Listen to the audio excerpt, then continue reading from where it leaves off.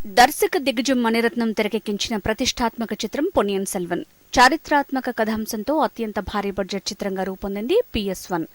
తన 30 ఏళ్ల డ్రీమ్ ప్రాజెక్టుగా ఈ చిత్రాన్ని పేర్కొంటున్నారు లెజెండరీ డైరెక్టర్ మణిరత్నం.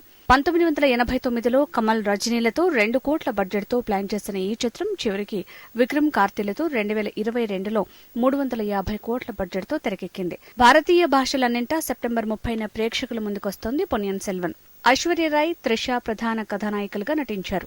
భారీ తారాగణం, భారీ సెట్టింగ్స్, భారీ బడ్జెట్ ఇవేవీ నేటితరం ప్రేక్షకుల్ని థియేటర్లకి రప్పించటం లేదు. సగటు ప్రేక్షకుడిని మెస్మరైజ్ చేసే సీన్స్, వాహ్వా అనిపించే సీక్వెన్స్, ఔరా అనిపించే బ్యాంగ్, కళ్లు చెదిరే బ్లాక్లు ఉంటేనే థియేటర్స్ ఫుల్ అవుతున్నాయి. Baahubali, RRR, KGF black busters కావటానికి ఈ అంశాలే కారణమయ్యాయి.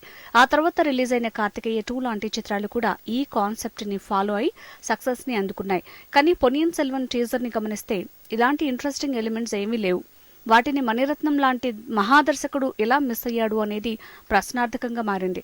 టీజర్, ట్రైలర్లో చూపించని అద్భుతాలని థియేటర్స్ లో చూపించాలని ప్లాన్ చేశారా అని కొందరు విశ్లేషిస్తున్నారు. ప్రేక్షకుల్ని అబ్బురపరిచే విశేష అంశాలే ఏ సినిమాకైనా దమ్ముగా నిలుస్తాయి. అలాంటి దమ్ము పొన్నియిన్ సెల్వన్లో ఉందో లేదో తేలాలంటే సెప్టెంబర్ 30 వరకు వేచి చూడాల్సిందే మరి.